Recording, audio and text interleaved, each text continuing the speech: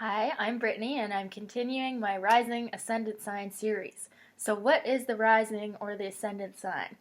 You need to know your birth time to know what your rising or ascendant sign is.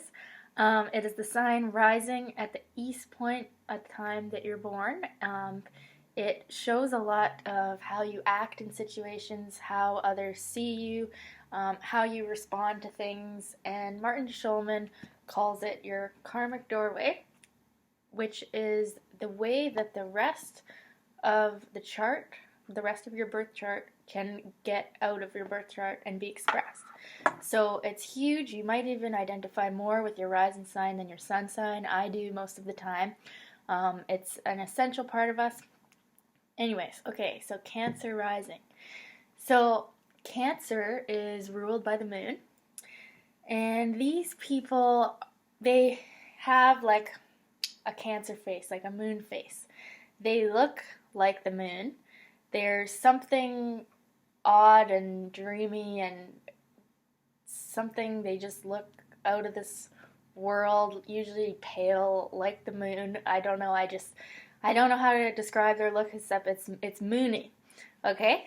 And they can kind of, oh yeah, and the ascendant also describes physical appearance, so this is why I'm talking about what they look like. They can have a walk that's kind of like slower and penguin-like. They never walk directly into a room. Like, think about how a crab walks. They sort of go over to the side and see if they're comfortable, if they'll be received well, and then they move around sort of to where they feel they'll be accepted. This is a very protective rising sign, protective of other people, but especially self-protective. They never want to put themselves out there because they feel so vulnerable. So you think of a crab and they have their shell and they go inside their shell when they're not feeling comfortable. So this rising sign can have a tendency to do that all the time, is go into their shell, and they don't usually approach situations directly. Like I said about the walking, they don't walk directly into a room. They sort of weave their way in or whatever. But another way you can tell a Cancer rising is they're asking how you're feeling, or they're saying, oh, can I get you some water? Can I get you something? Like, do you need anything? Like, they're like mums. They can be very nourishing to be around. They just want to give. This is a very giving rising sign, but they also at the same time don't want to be too vulnerable. So it's like they're constantly, they want to give, they want to love, and they have so much feeling, but they can also hold back and be sort of quiet and withdrawn and a little bit paranoid even, because they notice everything going on in the environment, and they're very psychic, but they can easily pick up slights and take them as personal rejections when really nothing was intended. They're just so sensitive that they pick up all the emotional undercurrents of any environment, and they can take it on as their own pain. And so this is a really hard to explain one, because it's just so deep and emotional. This is the first water rising sign, so this is all about the emotion. Cancer is about the home and family.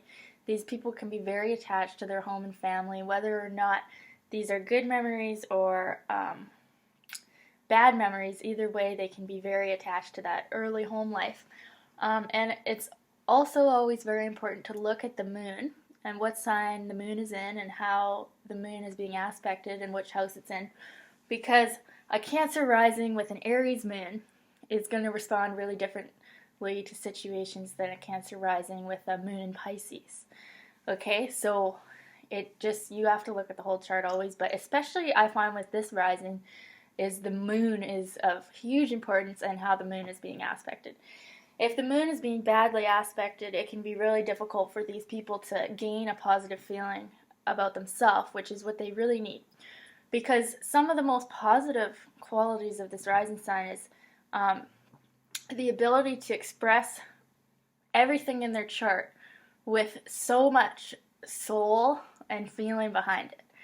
Like, these people can really um, become their soul and become such a positive influence at the world around them, in the world around them, because of this warmth and this nourishing energy that they have.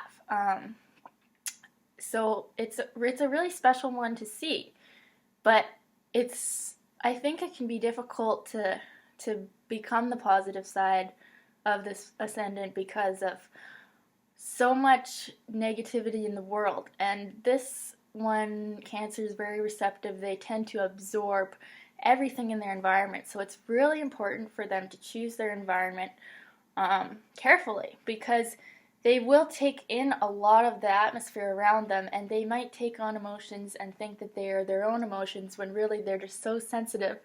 And they want to help.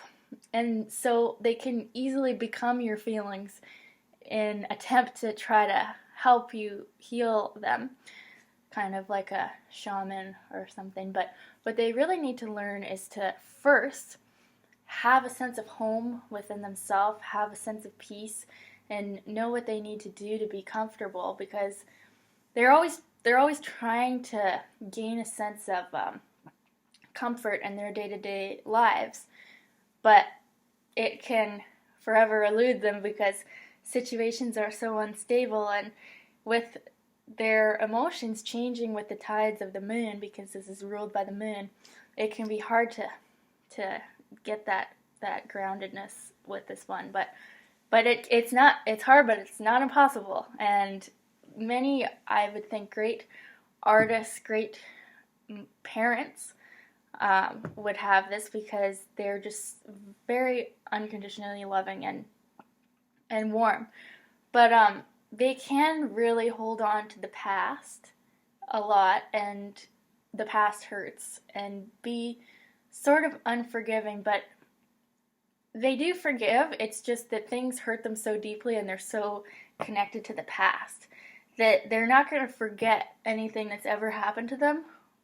And they probably will keep reliving situations in their head that have hurt them, just because of an inability to let go of the past and the past emotional patterns.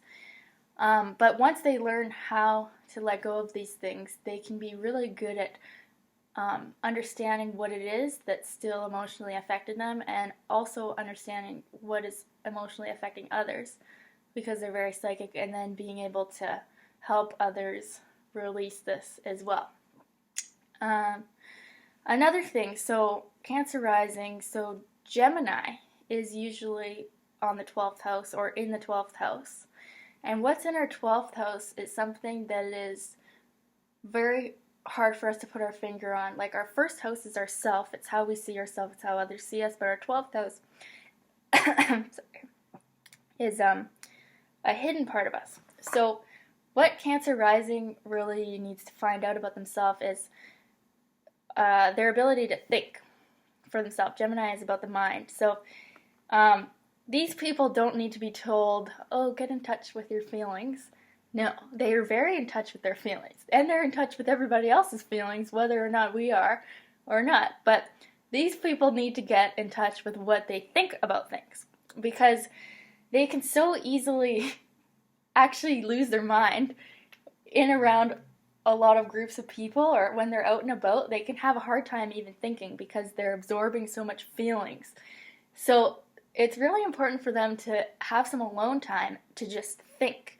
And often these people, when they're alone, is when they'll study things, or they can study themselves and figure out what all these emotional blockages are that they may have. And it's really important for them to get in touch with their mind and learn the ability to actually communicate what they think, and not just communicate what they think other people want to hear or what they want other people to feel. So they really need to get in touch with their mind when they're alone, and this will help them in life.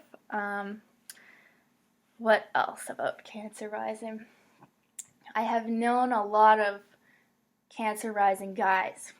Not a lot of females, but a lot of men with Cancer rising, and my theory was that the world needed so many of these Cancer rising men because I just kept meeting Cancer rising men one after the other. And I'm like, why is there so many Cancer rising men?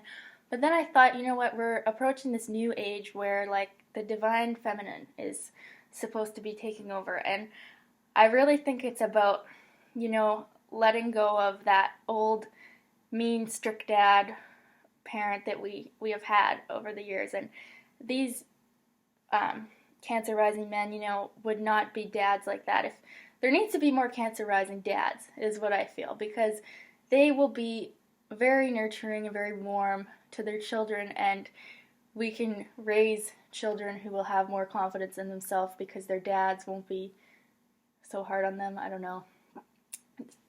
These people are just, they're really nice to be around actually, because they make you feel heard and cared about, and they're going to remember that thing that you said or did 3 years ago, and they're going to remember you said you liked this and get it for you for your birthday, even if it was like 6 months ago. They remember you said that, and like they have a photographic memory, these people. But can be very moody, can instantly change mood because of whatever environment they're in, and they need to be aware of this, and usually they are. They're very aware of themselves, actually, but it just takes them alone time to figure out what it is they're really thinking. And yeah, that's Cancer rising. Thanks for watching.